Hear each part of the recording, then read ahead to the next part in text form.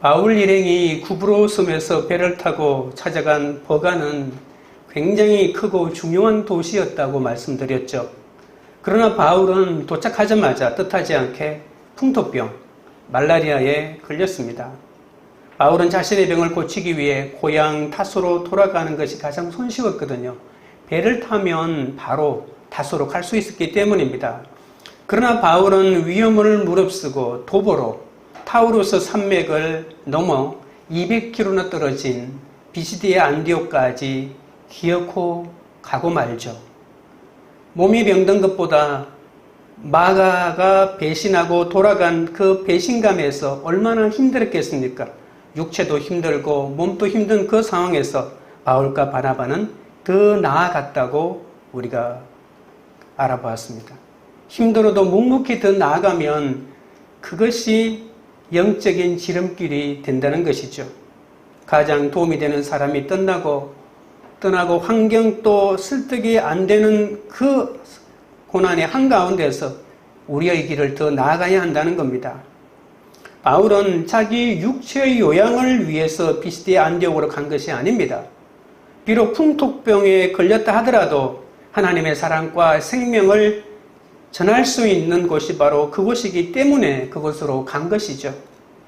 병든 몸이라도 자신의 몸이 하나님의 생명을 전하는 도구로 쓰임받는데 중요하다는 것을 깨달았기 때문에 그곳으로 간 것이죠. 오늘은 하나님의 구속사에 대하여 살펴보겠습니다. 첫째는 하나님이 우리를 택하셨습니다 입니다. 14절 15절입니다. 그들은 버가에서 더 나아가 비시디아 안도에게 이르러 안식일에 회당에 들어가 앉으니라. 율법과 선지자의 글을 읽은 후에 회당장들이 사람을 보내어 물어 이르되 형제들아 만일 백성을 보낼 말이 있거든 말하라 하니. 버가에서 마가의 문제로 마음고생을 많이 한 바울 일행은 이제 비시디아 안디옥에 도착하게 됩니다. 방금 또 말했지만 풍토병에 걸린 바울은 비시디아 안디옥에 도착해서 요양원을 찾거나 숙소를 구한 뒤에 두문불출하면서 오로지 몸의 회복에만 몰두한 것이 아니란 사실입니다. 바울은 도착하자마자 안식일이 되어 병든 몸을 이끌고 바나바와 함께 회당을 찾아갔다는 겁니다. 회당에 들어가 앉았을 때 회당에는 정통 유대인과 유대교에 입교한 경건한 이방인들이 같이 있었습니다. 유대인 회당에는 보통 회당장들이 있거든요. 회당장은 한 명뿐이 아니라 여러 명 복수로 있습니다. 그들은 회당을 관리하기도 하지만 회당 예배를 진행하고 그러니까 성경 낭독자를 정하고 그리고 누가 설교할 것인지 설교자를 선정하는 권한과 의무도 가지고 있었습니다. 회당장이 지정한 사람이 성경을 낭독하면 그날 회당 예배에 참석한 사람 가운데 회당장이 지명한 사람이 보통 율법을 읽고 그 율법의 교훈을 강독하는 그런 형식을 가졌죠. 그런데 회당 내부에는 회중석과 랍비들이 앉는 상석이 구별되어 있습니다. 바울은 유대교 최고 스승인 가말리엘의 제자로서 율법학자였고 바나바는 정통 레위인 출신 아닙니까? 그러니까 두 사람 모두 랍비석에 앉을 수 있는 권한이 있었던 것이죠. 정확하게 이 사람이 랍비석에 앉았는지 일반 회중석에 앉았는지 정확하게 알 수는 없었습니다. 그런데 회당장이 어디에 앉았진 간에 이 일행에게 와서 말씀을 전해달라고 요청한 것이죠. 보통 이 회당장들은 타 지역에서 온 처음 보는 사람에게 말씀을 전해달라고 권하는 그러한 관습이 있었기 때문에 바울과 바나바 이 두 사람에게 와서 한 분이 말씀을 전해달라고 요청한 것입니다. 16절입니다. 바울이 일어나 손짓하며 말하되 이스라엘 사람들과 및 하나님을 경외하는 사람들아 들으라. 설교 요청을 받은 바울과 바나바 중에서 바울이 벌떡 일어나죠. 유대인의 관습은 보통 앉아서 율법을 가르치거든요. 그런데 바울이 일어나서 손짓하면서 자신의 말을 경청해달라고 뭔가 자제해달라고 이렇게 요청하는 거 보니까 바울이 일어났을 때 대중이 그렇게 많이 한 20, 30명 모였을까요? 굉장히 웅성웅성하는 이런 소란이 있었다고 볼 수가 있겠죠. 그래서 손짓했다고 하는 말은 손을 흔들면서 침묵하고 또 질서를 잡고 자신을 주목해달라는 이런 요청이었을 겁니다. 그런데 왜 회중들이 웅성거렸을까요? 우리는 그 이유를 정확하게 알지는 못하지만 여러분, 버가에서 비시디아 안디옥까지 아무리 빨라도 정상적인 사람이 평지를 걷는다 하더라도 일주일은 꼬박 걸어야만 되는 그런 거리입니다. 200km가 떨어져 있으니까요. 그런데 이 바울은 풍토병에 걸려서 제대로 먹지도 못하고 자지도 못했을 것입니다. 그리고 버가에서 출발했을 때는 몸뿐만이 아니고 마음도 너무 허약해지는 상태 아닙니까? 그리고 수행인 한 사람이 가버렸기 때문에 따로 도와줄 사람도 없습니다. 도와줄 사람이라 해봐야 바나바가 있고 산적들이 우글거리는 출몰하는 이곳에서 두렵기도 했고 밤에 잠잘 때도 눈을 뜨고 자다시피 했을 것입니다. 전혀 쉬지 못한, 비시디아 안디옥에 와서도 몸을 추스리지 못한 그런 바울의 몰골이었을 것입니다. 회당장의 요청으로 설교하기 위해서 일어났을 때 바울은 병색이 너무나도 완연했고 누가 보더라도 곧 쓰러질 것 같은 그런 몸을 이끌고 왔기 때문에 회장들이 깜짝 놀라 웅성거렸던 것이죠. 그러면 회장당은 왜 이런 사람에게 설교를 요청했냐고 했을 때 바울이 일어나리라고는 생각도 못한 것이죠. 굉장히 점잖고 건강하게 보이는 바나바가 나와서 당연히 설교할 줄 알았죠. 그런데 젊어 보이는 병생이 완연한 사람이 일어나서 설교하리라고는 꿈에도 생각해 보지 못했기 때문에 너무나도 고통스러워하는 그 사람이 설교하려고 일어났기 때문에 웅성거렸다고 볼 수가 있습니다.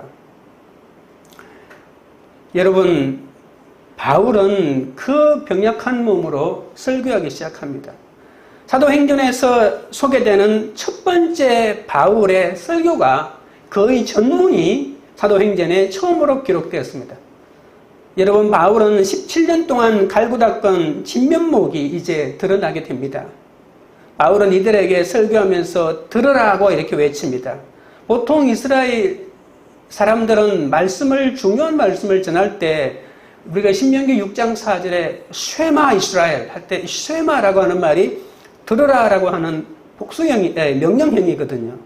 그래서 바울도 마치 가장 중요한 모세가 하나님의 말씀을 전하듯이 예언자들이 하나님의 말씀을 외칠 때 코 아말 아도나이 보라 하나님의 말씀이 나에게 임하시기를 이렇게 말하는 것처럼 강력하게 들으라고 선포합니다. 유대인들은 율법이 교리가 되어서 구약의 하나님밖에 모르는데 바울도 역시 회심하기 전에는 정통 유대인으로 경건하고 하나님을 두려워했지만 그러면서도 교회는 참멸하지 않았습니까? 바울은 너무나도 아픈 자신을 두고 경건하게 예루살렘을 떠난 마가도 그리고 경건한 정통 유대인들도 너무나도 잘 알고 있었기 때문에 언제나 모든 종류의 사람에게 권할 말이 준비되어 있었습니다. 16절의 말씀을 다시 보시면 바울은 회중들을 두 가지 부류로 지칭하고 있습니다. 하나는 이스라엘 사람들과 라고 하는 것은 정통 유대인들을 말하는 것이고 하나님을 경외하는 사람들아 라고 하는 이 하나님을 경외하는 사람들은 이방인이지만 유대교로 입교한 개종한 사람들을 가리키는 것이죠. 딱 보아도 정통 유대인과 그리고 이방인 출신들을 함께 예배드리고 있기 때문에 그들을 지칭하면서 그들에게 정확한 복음, 그러니까 하나님의 말씀을 전할 준비가 되어 있는 바울의 모습을 볼 수 있습니다. 오늘 본문은 바울의 설교의 전문이 아니기 때문에 예수라고 하는 마지막 말을 남긴 채 끝나고 다음 주부터는 이제 본격적으로 복음을 전합니다마는 이 구속사의 첫 번째 길을 열어가는 이 바울의 설교가 바울이야말로 이 세상에 누구보다도 가장 완벽하게 이 설교를 할 수 있는 사람이라고 볼 수가 있는 것이죠. 그러니까 바울은 이제 구약의 율법으로부터 시작하여 예수 그리스도의 이야기를 들려주기 위해서 말을 시작하고 있는 것입니다. 유대인들이기 때문에 예수 이야기부터 한다면 그들에게 반감을 줄 것입니다. 그러나 구속사의 관점으로 말하는 것이죠. 여러분, 구속사라고 하는 여러 가지 요인들이 있지만 이 구속사라고 하는 여러 가지 요인 중에 가장 중요한 첫 번째 포인트는 하나님께서 이 인간 실제 역사 속에 개입하셨다라고 하는 전제가 있습니다. 그래서 우리가 구속사의 하나님을 말할 때는 이 인간의 역사부터 먼저 시작해야 되는 것이죠. 그러니까 이스라엘의 역사부터 살펴봐야 합니다. 분명히 이 바울은 아브라함부터 이야기를 시작할 것입니다. 바울의 설교는 구속사의 핵심이고 한 번의 설교가 2000년 동안 온 인류가 들어야 할 그럴 명설교를 하고 있는 것이죠. 여러분, 2000년 전 그 회당에 앉아있던 사람들이 들었던 설교나 지금 우리가 그 설교를 듣는다 하더라도 그 시차의 갭이 없을 정도로 완벽한 복음을 전하고 있는 바울의 모습을 볼 수가 있는 것입니다. 여러분, 우리도 이 단 한 번의 기회를 놓치지 마십시오. 여러분에게도 여러분 결정적인 순간에 그 사람이 여러분의 친구이든 부모이든 자식이든 어떤 결정적인 순간에 복음을 전할 수 있는 기회가 올 것입니다. 그 사람을 위해서 내가 10년, 20년을 기도한 사람일 수도 있을 것입니다. 그러나 그 결정적인 순간을 놓치지 마셔야 합니다.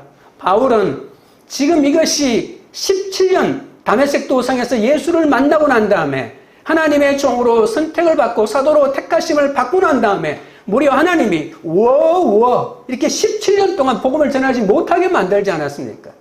그리고 이 결정적인 순간인데 가장 몸이 나약한 상태로 17년 동안 쌓고 쌓았던 그 내공의 힘이 솟아나는 바로 그 결정적인 순간이 바로 이 순간이라는 것입니다. 기회는 단 한 번 우리에게 올 것입니다.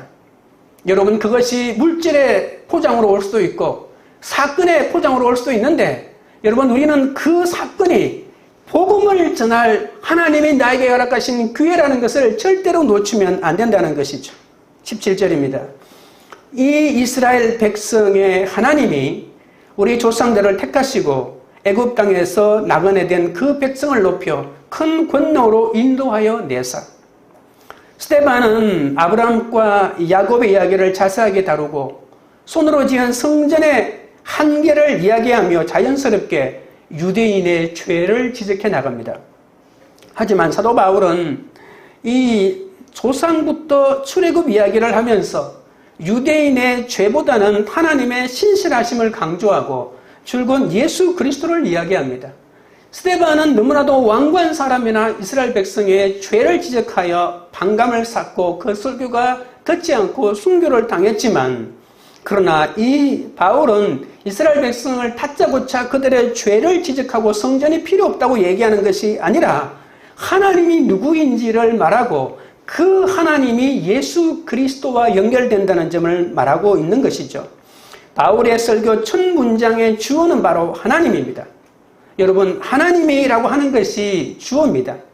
여러분, 이 오늘 본문 23절까지의 본문 중에서도 하나님이라고 하는 것이 4-5번 정도 주어로 등장하는데 굉장히 중요한 포인트라고 말할 수가 있습니다. 바울의 하나님은, 바울이 전하는 하나님은 하나님이 이스라엘을 택하셨다라고 시작합니다. 그러니까 동사가 택하셨다입니다. 하나님이 우리 조상들을 택하셨다라고 이렇게 시작하는 것이죠. 왜 하나님은 이스라엘 백성을 선택하셨을까요? 왜 이스라엘 백성을 통해 역사하실까요? 왜 성자 하나님 예수님께서 이스라엘 역사 속에 유대인으로 오셨을까요? 이스라엘이 강하고 위대한 민족이기 때문에 그랬을까요? 신명기에 이미 이 이유를 말하고 있죠. 이스라엘은 이 세상의 모든 민족 가운데 가장 약하고 볼품없는 민족이었기 때문에 선택했다고 말합니다. 하나님은 보잘것없는 이스라엘을 선민으로 선택하신 것이죠. 그것은 이스라엘에 대한 하나님의 사랑이라는 이유 외에는 설명할 길이 없는 것이죠. 하나님은 애굽 노예였던 이스라엘을 높여주셔서 애굽의 노예살이에서 인도해내셨습니다. 하나님은 이스라엘 백성을 높이시고 친히 인도하시고 참으시고 기업을 주시고 그들의 앞길을 가로막는 사람들을 멸하셨습니다. 이것이 오늘 짧은 본문에서 나오는 하나님이 주어로 그리고 연달아 나오는 동사들이 바로 그것입니다. 인도하시고 참으시고 기업을 주시고 그들의 앞길을 가로막는 모든 사람들을 멸하셨다는 것입니다. 왜 그렇게 하셨을까요? 하나님이 이스라엘 백성을 택하셨기 때문이라는 것입니다. 하나님은 당신의 선택에 대하여 너무나도 신실하시기 때문에 모든 힘을 다하여 그 선택을 책임지신다는 겁니다. 하나님은 갈대 우르에서 우상을 섬기던 우상장이 아브라함을 택하시고 아브라함의 두 아들 가운데서 연약한 이삭을 택하시고 그의 두 아들 중에서도 여자 좋아하고 돈 좋아하고 거짓말의 사기꾼인 야곱을 택하셨습니다. 왜 이들을 택하셨을까요? 이유는 모릅니다. 아무튼 하나님이 택하셨습니다. 택한 사람들이 자랑하지 못하게 하려고 그랬을까요? 이들을 택하여 가나안 땅으로 부르셨는데 그 가나안 문화에서는 바알이 물질신이기 때문에 끊을 자가 없습니다. 여러분, 우리 가운데 이 물질을 끊기가 얼마나 어려운지 모릅니다. 그래서 하나님은 요셉을 팔려가게 하셔서 이스라엘을 애굽으로 이주하게 하셨죠. 그런데 애굽 또한 나일강의 비옥함과 세계 최강대국의 모든 것을 다 가지고 있지 않습니까? 애굽으로 내려갈 때는 70명밖에 안 되었던 백성들이 애굽 400년 동안 거의 200만 명이나 되어서 엄청난 번성을 이루게 되죠. 고센 땅에 모여 살며 애굽인들에게 상종 못할 사람들이 되어 노예로 살았지만 애굽이 너무 좋아서 떠날 생각을 하지 못하고 있는 것입니다. 그런데 애굽의 왕조가 바뀌고 학대가 많으므로 하나님께 부르짖게 되고 그러자 구원자 모세를 보내셔서 높은 팔로 인도해 내셨다고 말하는 것이죠. 이 모든 것을 누가 하셨다고요? 하나님이. 여러분, 세계 최강대국을 하나님이 선택하셨다면 하나님이 하셨다라고 말할 수가 없는 거죠. 그러나 하나님은 연약한 사람을 선택한 이유는 이 모든 것을 전적인 하나님의 은혜로 이루셨다는 것을 알게 하기 위하여 그렇게 하신 것이 아닐까요? 모든 것을 하나님이 하시고 이스라엘은 아무것도 하지 않았다는 겁니다. 여러분, 바울의 설교는 자신의 신앙 고백이기도 합니다. 하나님은 바울을 당신의 자녀로 높이시고 다수에서 안디옥 교회로 인도해 내시고 하나님의 사랑과 생명을 세상으로 흘려보내는 하나님의 통로가 되게끔 인도하셨잖아요. 하나님은 바울의 모든 허물과 부족함을 참으셨습니다. 하나님께서 사도라는 귀한 직책을 주셨습니다. 다메섹과 예루살렘에서 바울은 사도임에도 불구하고 인정받지 못하고 죽이려는 유대인들에게 도망쳤는데 하나님이 이들로부터 바울을 지켜주셨습니다. 하나님이 바울을 선택하셨기에 이렇게 하신 겁니다. 바울에게 무슨 자격이 있어서 선택한 게 아닙니다. 바울은 교회를 짓밟던 망나니였습니다. 교회를 믿는 사람을 잡아 죽이던 사람이었습니다. 우리가 그냥 음란하고 다른 사람의 물건을 훔치는 이런 죄와는 비교도 되지 않습니다. 그런 인간을 하나님이 선택하신 것은 그것이 하나님의 뜻이고 바울을 향한 하나님의 사랑이었습니다. 바울은 이 하나님을 뼈저리게 깨달았기에 설교의 첫머리에 하나님이 선택하셨다. 하나님이 이스라엘을. 그러나 그 이면에는 하나님이 나를 선택하셔서 여기에서 말씀을 전하게 하셨다. 이런 고백이 숨어 있는 것이죠. 지금 질문 드립니다. 하나님이 내 인생을 전적으로 택하셨다는 사실이 믿어지십니까? 둘째는 하나님의 구속사는 하나님인 끝없이 참으십니다. 18절부터 20절입니다. 광야에서 약 40년간 그들의 소행을 참으시고 가나안 땅 7족속을 멸하사 그 땅을 기업으로 주시기까지 약 450년간이라. 그 후에 선지자 사무엘 때까지 사사를 주셨더니 하나님이 높은 팔로 인도해 내셨어도 이스라엘 백성은 40년 광야길에 수없이 하나님을 원망하고 모세를 원망하고 배반했습니다. 여러분, 광야의 신학을 한마디로 정의하라면 보통 영어로 많이 표현하거든요. 머멀이라고 합니다. 머멀 신학이라고까지 학자들이 말합니다. 원망하는 겁니다. 불평하는 겁니다. 끝없이 불평입니다. 광야에 이스라엘 백성이 한 일 한 가지 머멀입니다. 원망입니다. 그리고 하나님에 대한 배반입니다. 하나님은 출애굽시키려고 하는 거대한 뜻을 품었지만 이스라엘 백성은 환애굽입니다. 제 이름의 환, 돌아올 환, 애굽으로 돌아가자. 하나님은 끝없이 출애굽이지만 이스라엘 백성은 환애굽입니다. 조금만 어려워도, 조금만 어려움이 닥치고 고난이 오면 우리는 애굽으로 돌아가겠다라고 이렇게 하나님을 원망하고 그들의 지도자 모세를 원망했던 것이죠. 그럼에도 불구하고 그들을 약속의 땅으로 인도해 드리신 것은 하나님께서 그들의 조상인 아브라함과 이삭과 야곱에게 하신 약속 때문입니다. 하나님은 그들의 소행을 참으시면서 마치 어머니가 자녀를 품에 안듯 그렇게 인도해 내신 것이죠. 그리고 가나안 7 족속도 하나님이 다 멸해 주셨습니다. 자신들이 잘해서 멸해 준 것 아니고 하나님께서 그렇게 해 주신 것이죠. 애굽에서 내려가서 가나안 땅을 차지하는데 무려 450년이 걸렸습니다. 이후 여호수아가 죽고 난 다음부터 사무엘 시대까지 사사 시대가 열렸는데 그 사사 시대만 하더라도 350년입니다. 이 많은 기간 동안 여러분 이스라엘이 광야에 40년뿐만이 아니고 여러분 사사기 아시죠? 사사기의 신학을 한마디로 정의하면 배반입니다. 7번 배반했는데 이건 완전수 7을 통해 가지고 늘 배반하는 이스라엘 백성을 말하는 것이죠. 끊임없는 배반. 여러분 이스라엘의 역사, 신명기, 여호수아, 사사기, 사무엘상하 이 모든 이스라엘 역사를 신명기 역사서라고 부르는데 신명기의 관점으로 역사를 기록했다라고 하는데 여러분 신명기 역사를 왜 기록했을까요? 이스라엘 백성이 포로로 잡혀가서 우리가 왜 망했지? 하나님의 무능 때문에 우리가 망했나? 이런 신학적인 고뇌를 하게 된 것입니다. 그래서 그들이 내린 결론은 하나님의 무능 때문에 이스라엘이 바벨론에 포로로 잡혀간 것이 아니라 바로 이스라엘 백성의 죄악 때문이다. 그래서 이스라엘 백성의 죄악이라는 관점으로 이스라엘 백성들의 역사를 기록했는데 그것이 바로 신명기 역사입니다. 하나님은 한 번도 변함없이 신실하게 약속을 이루고자 자신이 선택한 사람들을 이끌어 가셨지만 그러나 이스라엘 백성들은 그 하나님의 말씀을 믿지 못하고 끊임없이 배반하고 배신하고 하나님의 말씀에 불순종한 결과 망할 수밖에 없었다라고 하는 것입니다. 여러분 이스라엘 백성이 가나안 땅에 정착하게 하신 뒤에 하나님께서 이스라엘 백성을 다스리기 위해서 왕을 주신 것이 아니고 사사를 주셨잖아요. 재판관 또는 심판자라고 하는 뜻입니다.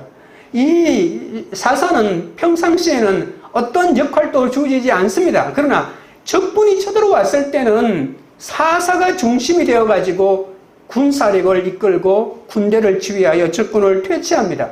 그러고 난 다음에 적군이 물러가면 다시 일상적인 삶으로 돌아가는 것이 바로 사사입니다. 이 사사는 이스라엘 백성이 위기에 처했을 때 그들을 구원하기 위해서 하나님이 세우신 일시적인 지도자일 뿐입니다.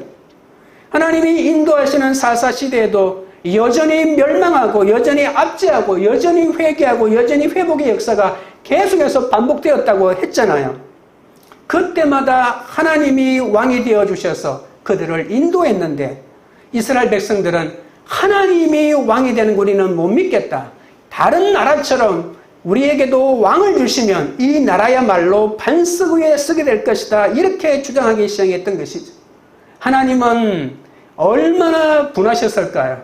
마지막에는 자신의 왕되심을 인정하지 못하고 그리고 자신의 하나님의 왕을 이 땅에서 어려운 일이 있을 때마다 대리 통치하는 사사도 믿지 못하고 이방 나라들처럼 왕을 세워달라고 그 말은 하나님 당신이 우리의 왕이라는 것 우리는 믿지 못하겠습니다.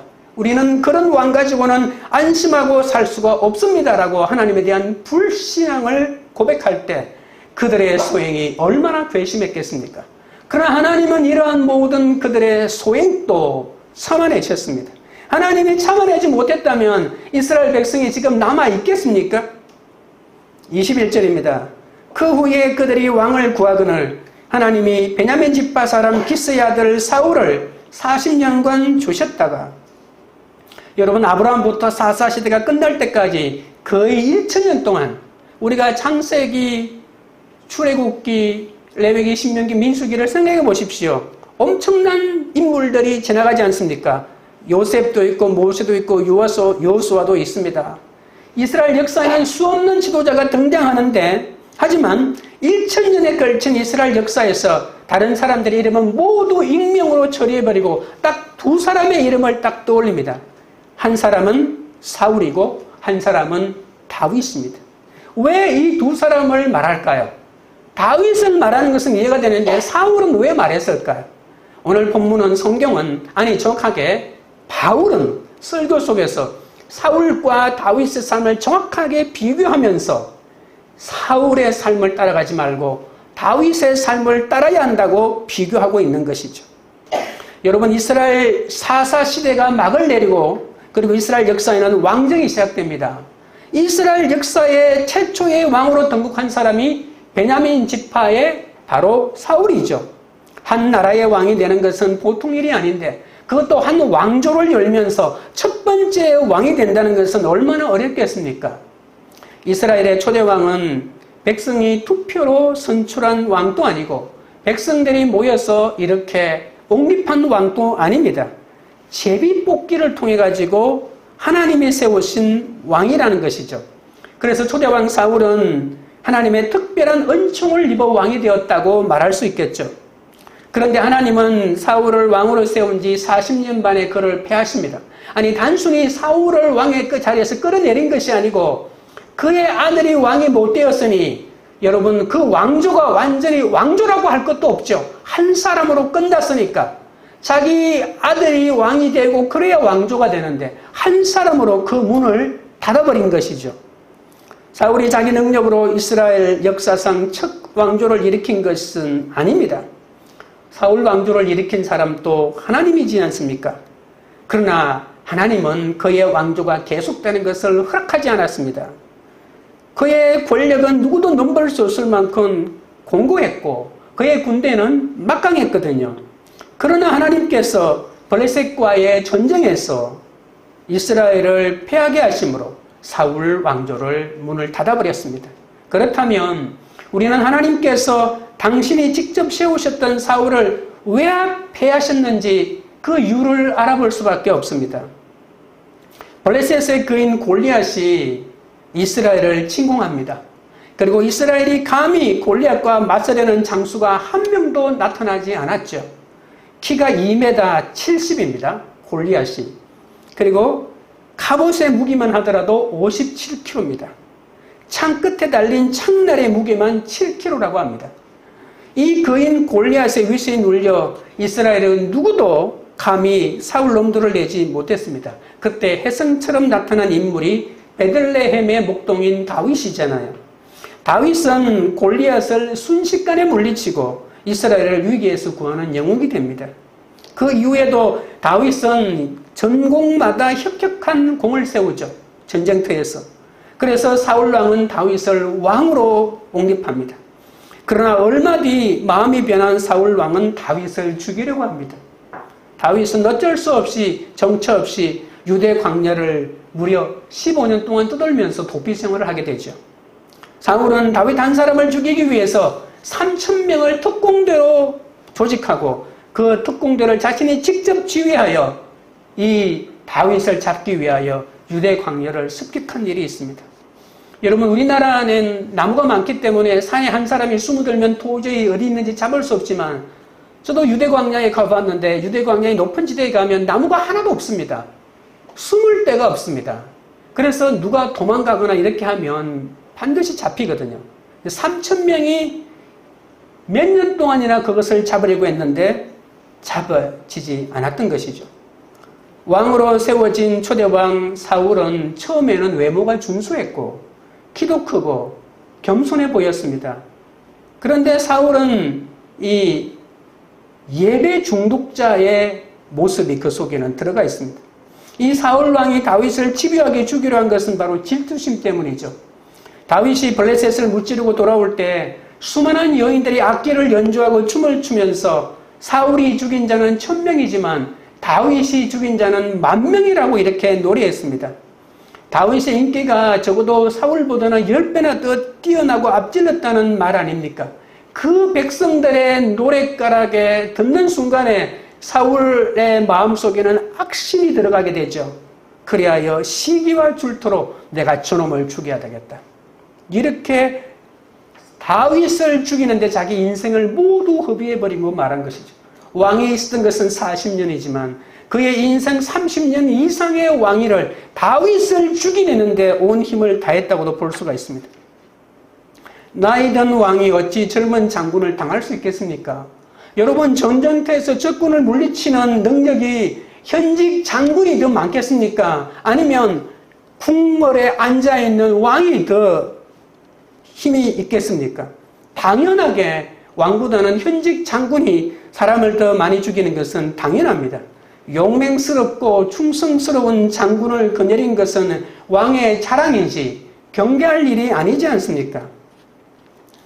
그런데 사울왕은 다윗의 인기가 자신의 인기를 앞지른다는 것을 확인한 날부터 다윗을 죽이려고 했습니다. 더군다나 또 다른 이유가 하나 숨어 있습니다. 아들 요나단 때문입니다. 요나단도 자신처럼 다윗을 경계해야 되는데 다윗의 능력을 인정하고 요나단이 다윗을 두둔하고 있는 것이죠. 아버지 사울이 볼 때는 그냥 속이 뒤집어지는 거죠. 저놈이 저러다가 그냥 내가 죽고 난 다음에는 자연스럽게 왕위를 다윗에게 갖다 바칠 놈이라고 생각했던 것이죠. 사울 왕은 하나님의 공의도 아니고 백성을 지키기 위해서도 아니고 자신의 왕권을 지키고 자신의 왕위를 오직 자기 아들에게 물려주기 위해서 저 다윗은 반드시 죽여야만 한다고 생각했던 것이죠. 사울 왕에게 이 세상 모든 사람은 자신을 위한 도구에 불과합니다. 군대를 단련시켜 블레셋을 방비한 군사로 훈련시키지 않고 3,000명을 다윗을 잡는 데 동원했던 그 사람, 그게 자기에게 있는 모든 권력을 동원하여 자신의 이익과 자신의 안위를 생각하는 그가 하나님이 세운 왕이라고는 볼 수가 없는 것 아니겠습니까? 왜냐하면 하나님이 그렇게 하라고 세운 것이 아니기 때문입니다. 권력의 선한 청지기가 되어 하나님의 공의를 쫓아 백성을 바르게 섬기도록 왕으로 삼지 않았습니까? 사울은 불과 40년 만에 자식과 함께 몰락하고 맙니다. 어느 왕조, 어느 왕권도 인간의 사역을 위해 하나님의 공의를 짓밟으면 역사의 주관자 되시는 하나님께서 언젠가는 반드시 패하고 마는 것이죠. 22절입니다. 패하시고 다윗을 왕으로 세우시고 증언하여 이르시되 내가 이새의 아들 다윗을 만나니 내 마음에 맞는 사람이라 내 뜻을 다 이루리라 하시더니 주셨다, 패하셨다, 세우셨다는 사울을 왕으로 주신 분도 하나님이셨고 그리고 그를 패하신 분도 하나님이시고 다윗을 새로운 왕으로 세우시는 분도 하나님이시다라고 하는 것을 강조하는 거죠. 여러분, 지금 바울이 설교하고 있는데 이 바울 설교의 제목을 붙이라면 하나님이라고 붙여도 어색하지 않을 만큼 하나님의 주권을 강조하고 있습니다. 바울은 사사시대를 이은 이스라엘 왕조의 역사를 주관하는 분도 하나님이시라는 것을 분명히 말하고 있습니다. 온 우주 만물에 하나님의 섭리 안에 있다면 하나님이 어찌 한 나라의 왕도 하나님이 주관하지 않으시겠습니까? 여러분, 역대상 10장 13절 14절에 보시면 사울이 왜 왕위에서 패해지고 그 왕조가 문을 닫았는지 이유를 말하고 있습니다. 사울이 죽은 것은 여호와께 범죄하였기 때문이라. 그가 여호와의 말씀을 지키지 아니하고 또 신접한 자에게 가르치기를 청하고 여호와께 묻지 아니하였으므로 여호와께서 그를 죽이시고 그 나라를 이새의 아들 다윗에게 넘겨주셨더라. 단순히 다윗이 좋은 사람이기 때문에 다윗을 왕으로 세운 것이 아닙니다. 사울의 이름의 뜻이 뭔지 아십니까? 영어로 말하면 ask, 묻는다는 뜻입니다. 하나님께 묻는다는 것이죠. 이름을 얼마나 잘 지었는지 모릅니다. 하나님께 묻는 사람. 그런데도 그는 하나님께 묻지 않았습니다. 하나님께 묻기는커녕 다윗을 숨겨주고 떡을 주었다는 이유 하나만으로 제사장이 살고 있는 마을을 쑥대밭으로 만들고 제사장들을 50명, 60명 되는 제사장을 다 죽여버립니다. 그리고 자기에게 유일하게 하나님의 말씀을 대변해 줄 사무엘도 만나지 않고 사무엘의 권능을 인정하지도 않고 그리고 하나님의 말씀을 듣지 못하여 괴로워하다가 결국에는 회개한 것이 아니고 신접한 자에게 가서 귀신을 불러내면서까지 자신의 운명을 알고자 했던 것이죠. 이미 죽은 귀신을 불러내죠. 죽은 사무엘의 귀신을 불러내어 자신의 운명에 대하여 알고자 한 것입니다. 하나님의 말씀을 묻는다고 하는 이름의 뜻에 걸맞지 않게 하나님의 말씀을 묻고 대답해 줄 사람은 다 죽여버리고 오히려 신접한 여인을 찾고 귀신을 찾고 이 세상에 무당을 찾아다니는 사울의 모습을 보십시오. 그는 이렇게 자신의 운명을 알고 싶었지만 절대로 하나님께 묻지 않았습니다. 하나님은 왜 40년 동안 사울을 왕위에 놓아두었을까요? 그것은 사울이 돌아오기를 기다렸던 것 아닐까요? 하나님은 이스라엘 백성을 광야에서 40년 기다린 것과 마찬가지로 사울에게도 40년의 기간을 주고 그가 돌아오기를 회개하기를 기다렸던 것입니다. 그가 소행을 회개하기를 기다렸던 것이죠. 그러나 그는 자신의 소행을 회개하지 않았습니다. 여러분, 다윗의 삶은 어떨까요? 다윗은 간음, 거짓말, 살인죄를 지었음에도 자기 죄를 깨달았을 때는 철저히 회개했고 자신이 왕이면서도 항상 자신 위에 하나님이 계시다는 것을 알았기에 하나님의 뜻을 끊임없이 묻는 자 아니었습니까? 도덕적으로 윤리적으로 사울보다 깨끗한 사람이기 때문이 아닙니다. 더 흉악한 죄를 지었음에도 그는 하나님께 묻는 자였습니다. 죄를 한 번도 짓지 않는 사람이 의인이 아니라 끊임없이 회개하며 하나님께 돌이키는 자가 의인입니다. 하나님은 사울을 왕으로 주셨다가 패하셨고 하나님께서 또한 다윗을 새로운 왕으로 세우셨습니다. 그리고 하나님이 다윗을 만났을 때의 느낌을 오늘 본문에 말하고 있죠. 만나다라고 하는 말은 관찰하여 발견하다는 말입니다. 여러분, 보석 감정가가 수많은 원석을 주의 깊게 관찰하다가 진짜 값비싼 보석을 발견해내듯이 하나님은 수많은 사람 가운데서 다윗을 찾아내셨습니다. 처음에 두각이 내는 사람이 있고 처음에는 두각을 나타내지 않는 사람이 있겠지만 그러나 하나님의 그 반짝이는 눈은 정말 지금 무엇이냐가 아니라 그 마음속에 어떤 마음을 품고 있는지를 발견하여 하나님의 사람으로 세웠던 것이죠. 그래서 하나님은 다윗을 내 마음에 맞는 사람이라고 하는데 내 마음에 맞는 사람을 원어로 정확하게 표현하면 내 마음을 뒤따르는 사람이라는 겁니다. 하나님의 마음을 따라가는 사람이라는 것이죠. 하나님이 다윗을 찾아내신 것은 다윗이 모든 일에 하나님의 마음을 쫓는 사람이기 때문입니다. 다윗이 얼마나 하나님의 마음을 쫓았는지 하나님은 그를 통해 내 뜻을 내가 여태까지 수많은 사람들을 불러내어 그 사람에게 내 뜻을 이루려고 했지만 그러나 모든 사람들이 그 뜻에 대하여 실패했고 이제는 너를 통해서 내가 내 뜻을 이루고자 한다라고 이렇게 말씀하고 있습니다. 적용 질문 드립니다. 다른 사람의 인생도 하나님이 택하신 줄 믿고 기다리며 그 소행을 참아줄 수 있습니까? 셋째는 회개하는 자를 통해 예수님을 세우십니다. 23절입니다. 하나님이 약속하신 대로 이 사람의 후손에서 이스라엘을 위하여 구주를 세우셨으니 곧 예수라. 바울이 조상부터 시작하여 여러 사람을 이야기한 것은 이 구속의 정점인 예수님을 소개하기 위함입니다. 예수님, 하나님께서 다윗을 통해 이루시고자 하는 뜻은 다윗의 후손을 통해 인간을 구원하신 것이죠. 이스라엘 사람들은, 유대인들은 다윗을 통한 역사적인 것뿐만 이해를 하고 있지만 그러나 이 다윗을 이야기하면서 이 바울은 이 진정한 후손인 예수님과 연결시키고 있는 것입니다. 그 사람들은 다윗의 왕위가 계속 이어져야 할 것입니다. 바벨론에 멸망하면 안 됩니다. 그런데 바벨론에 멸망하고 말았잖아요. 하나님의 역사가 끊어진 것 같은, 그들은 이해할 수 없는, 그러면서 그들은 하나님께서 다윗의 후손 가운데 새로운 메시아를 보내줄 것이다. 기약도 없는 정처 없이 2000년, 3000년 다윗의 멸망하고 난 570년, 주전 570년 무렵부터 이때까지 기다렸다고 생각하면 거의 2600년을 기다린 것인데 여러분 또 기다려야 되고 또 기다릴 수밖에 없지 않습니까? 그러나 바울은 다윗의 후손인 예수가 이미 이 땅에 오셨다라고 이렇게 말씀하고 있는 것이죠. 하나님의 뜻은 구원자 예수 그리스도가 다윗의 족보로 이 땅에 오심으로 성취되었다라고 말할 것입니다. 다윗은 그 정도로 하나님의 마음에 맞는 사람입니다.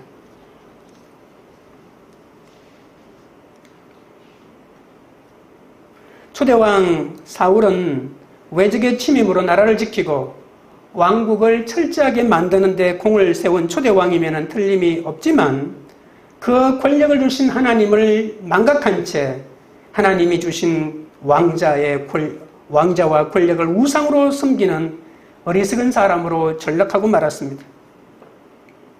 말년에 블레셋과 전쟁에서 참패하고 밀었던 군대도 전멸하고 세 아들마저 목숨을 잃고 자신도 추격자의 화살에 중상을 입고 포로로 잡히는 절망적인 순간에 자신의 칼 위에 몸을 던져 스스로 목숨을 끊고 말죠. 바로 그날 그의 왕국도 영원히 막을 내리고 말았습니다. 만약에 사울이 지혜로운 왕이었다면 그 왕위를 그의 자식과 후손에게 계승되었을 것입니다. 그러나 그 길을 스스로 차버린 사울은 가장 미련한 조상이 되었습니다. 여러분, 그렇다면 다윗은 인간적인 면에서 사울보다 나은 사람이었을까요?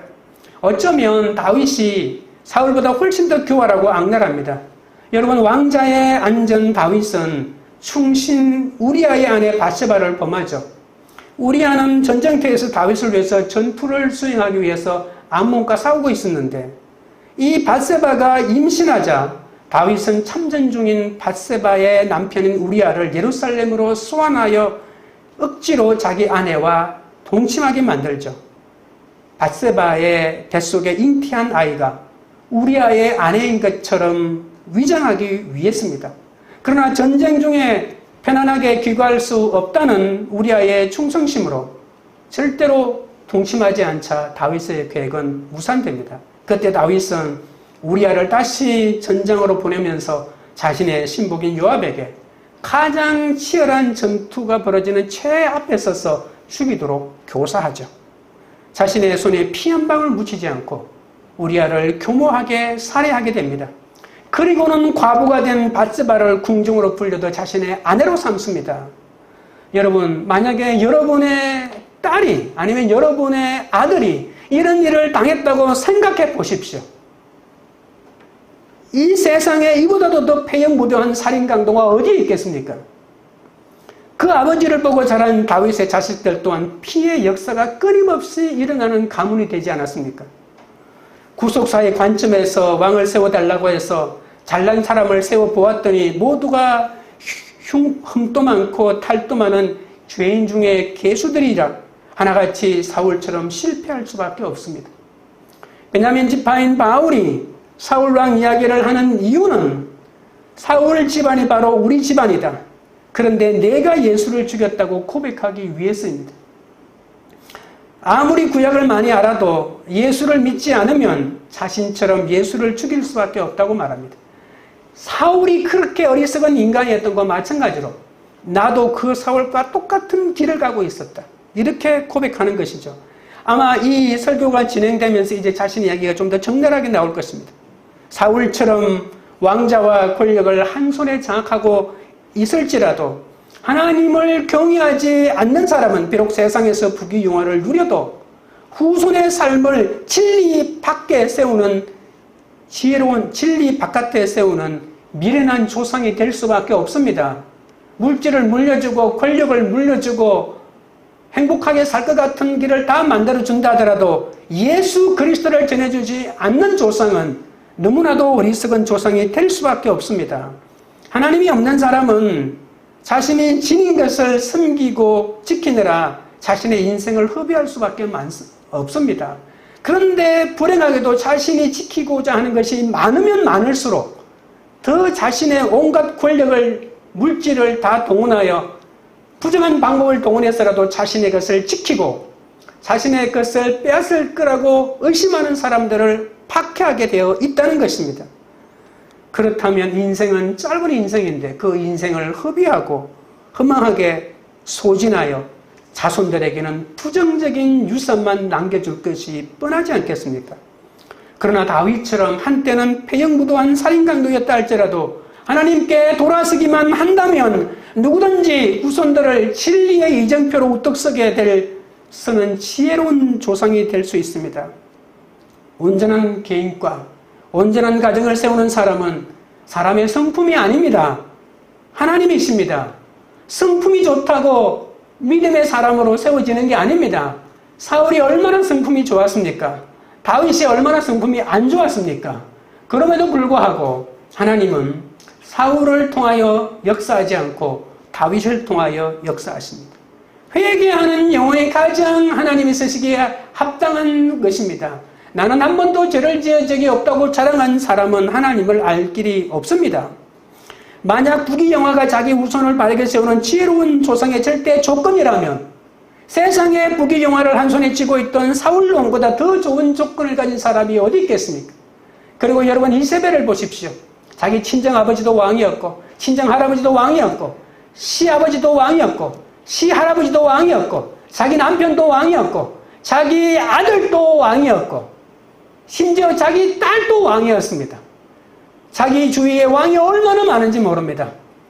그런데 그 이세벨은 하나님을 모르는 사람이었습니다. 지금 인류는 이세벨을 어떻게 기억하고 있습니까?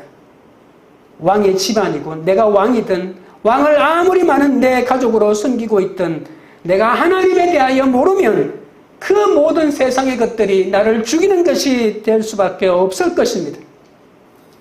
세상의 부귀영화를 한 손에 쥐고 있는 사울 왕도 자기 자녀들에게는 죽음과 비참함밖에 물려줄 것이 없었습니다.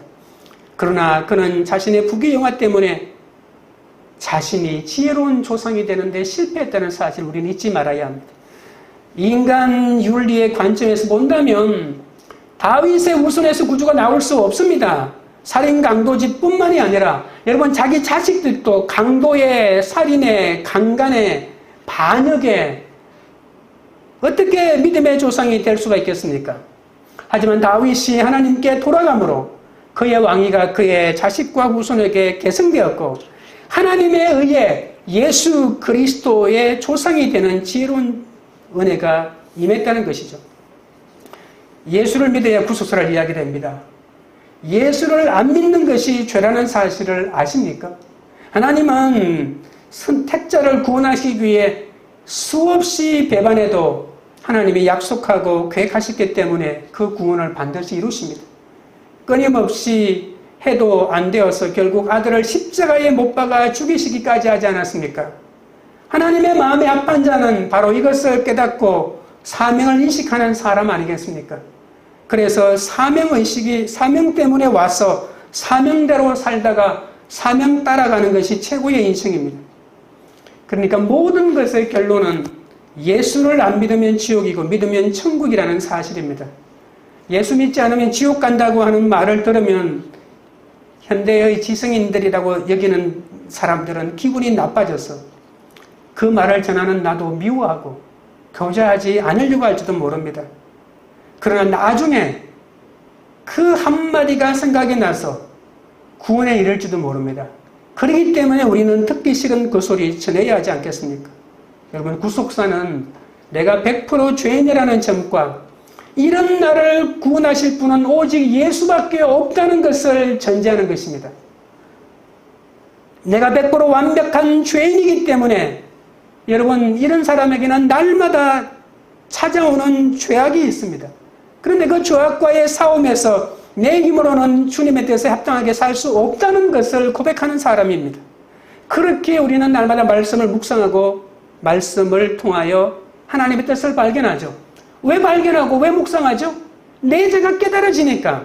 내 죄가 깨달아져야 내가 날마다 마주하는 사건 가운데서 내 죄를 발견하게 되면 회개하게 되니까, 여러분, 회개가 가장 하나님께 가까이 가는 그런 지름길이라고 하지 않았습니까?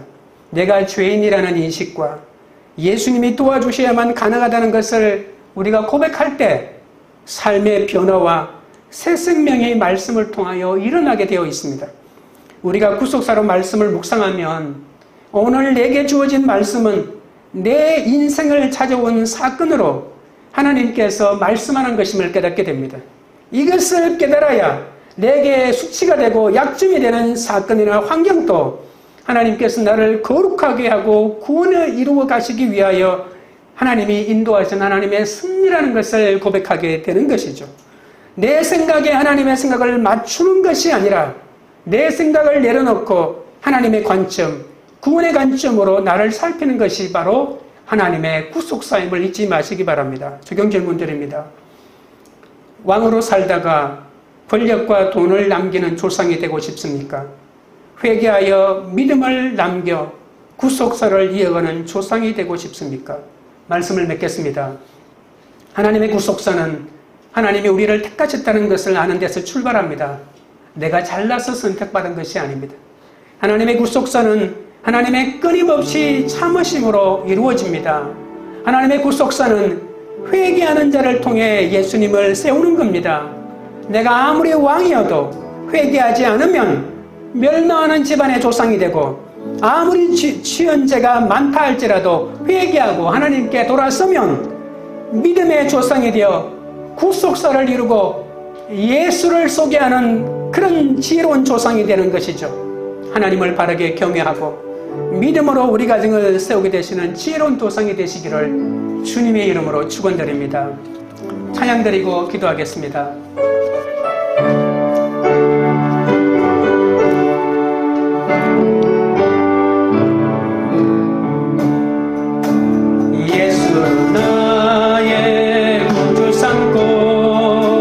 성령과 피로써 거듭나니 이 세상에서 내 영혼이 하늘의 영광 누리도다.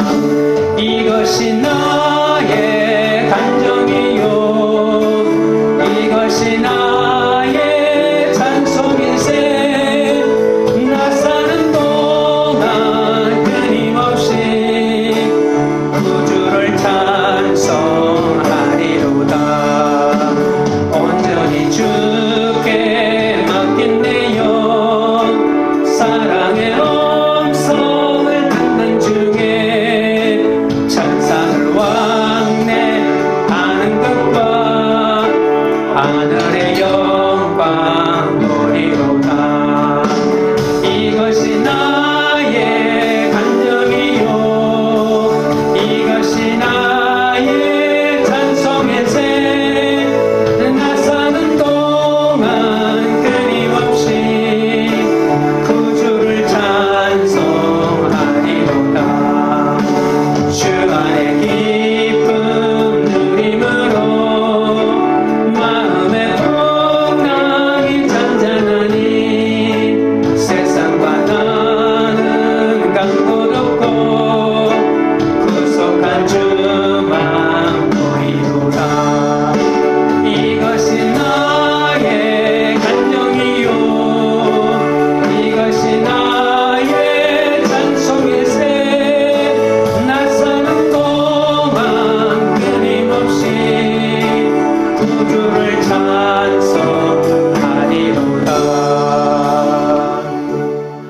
여러분, 기도하실 때 나의 택함이 믿어진다면 다른 사람의 전적인 택함도 믿고 기다리게 해달라고 기도하겠습니다.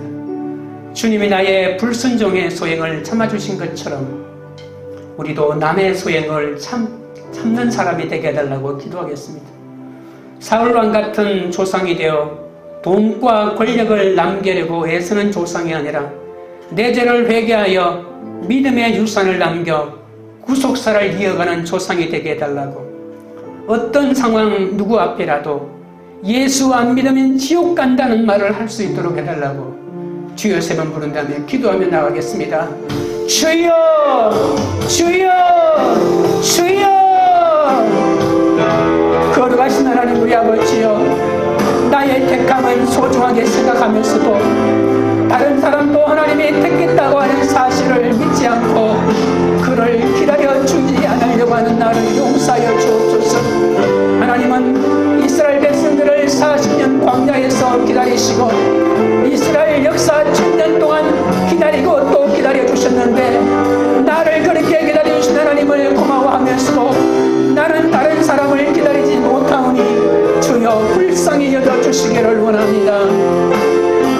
주님이 나의 불순종의 소행을 참아주신 것처럼 나도 남의 소행을 참게 하여 주시기를 원합니다. 아버지 하나님이여, 사울왕 같은 조상이 되어 돈과 권력을 남기려고 애쓰는 어리석은 조상이 되지 않게 하시고 내 죄를 회개하여 믿음의 유산을 남겨 후속사를 이어가고 우리 집안에 예수가 깨달아지는 그런 역사가 나타나게 하여 주시기를 원합니다. 어떤 상황, 누구 앞에서라도 예수 안 믿으면 지옥 간다고 하는 이 복음의 진리를 담대하게 외칠 수 있도록 우리 아버지 하나님 역사하여 주시고 우리 아버지 하나님 붙들어 주시옵기 아버지여 간절히 바라보나옵나이다.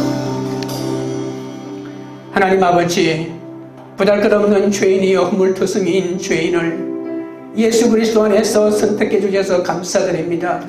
내가 잘나서 선택받은 것이 아니고 전적인 하나님의 은혜인데도 불구하고 다른 사람의 선택을 우습게 여기고 그의 소행을 참지 못하고 분노할 때가 많았사오니 용서하여 주시옵소서. 주님이 주신 원칙도 내가 만든 원칙도 지키지 않으면서 다른 사람이 나에게 조금이라도 잘못할 때는 비난할 때가 많았사오니 불쌍히 여겨 주옵소서. 풍토병에 걸리고서도 자신의 안위를 피하지 않고 병든 몸으로도 하나님의 사랑과 생명을 전하기 위해 비시디아 안디옥을 찾아가 자신의 몸을 기꺼이 하나님의 도구로 내어놓았던 바울을 본받아 살도록 도와주옵소서. 힘들고 괴로운 지금의 환경이 약속하신 예수님이 오시는 통로임을 알게 하여 주옵소서. 내 인생의 가장 큰 은혜와 선물이 예수님인 것을 믿으며 나를 살리고 구원하신 예수님을 따라 십자가의 가를 묵묵히 걸어가도록 도와주옵소서. 하나님께서 우리를 선택해 주실 뿐만 아니라 당신의 자녀로 높여주시고 진리와 생명의 길로 인도해 주시고 우리의 흉물을 참아주시고 필요한 은혜를 내려주시고 우리를 무너뜨리려는 악의 세력을 물리치고 지켜주셨습니다. 우리에게 그만한 자격이 있었으가 아니었지만 우리는 선택받은 그리스도인의 정체성을 가졌기에 하나님이 우리를 사랑하셨기에 그렇게 주셨습니다. 하나님이여, 그리스도의 정체성을 끝까지 지키며 회개하며 주께 나아가는 우리가 되게 하여 주옵소서. 우리의 현재 모습이 남의 아내를 빼앗고 그 여인의 남편을 살해하도록 교사한 다윗처럼 폐역무도할지라도 회개하며 주께 나아가게 하옵소서. 하나님의 말씀으로 우리의 삶을 치유하고 회복시켜 주실 것을 믿습니다. 예수 그리스도를 통한 하나님의 구원을 기리는 지혜로운 조상이 될 수 있도록 역사하여 주옵소서. 돈을 남기고 권력을 남기는 부모가 아니라 예수 그리스도를 남기는 부모가 되게 하여 주옵소서. 내 인생을 세우시는 분도 폐하시는 분도 오직 하나님 한 분이심을 언제 어디서나 기억하며 예수가 그리스도고 예수 믿지 않으면 지옥 간다는 복음을 전하는 삶을 살게 하옵소서. 광교리들 교회가 하나님의 마음에 합하여 날마다 여호와께 묻고 성령의 구속사를 깨닫는 영적 공동체가 되게 하옵소서. 부귀영화를 누리려는 욕심으로 사울같이 살지 않게 하시고 날마다 다윗처럼 말씀을 절개히 묵상하며 그리하여 잎사귀가 마르지 않는 형통함으로 성령의 살리심을 입는 그런 공동체가 되도록 역사하여 주시옵소서. 예수 그리스도 이름으로 기도드리옵나이다. 아멘.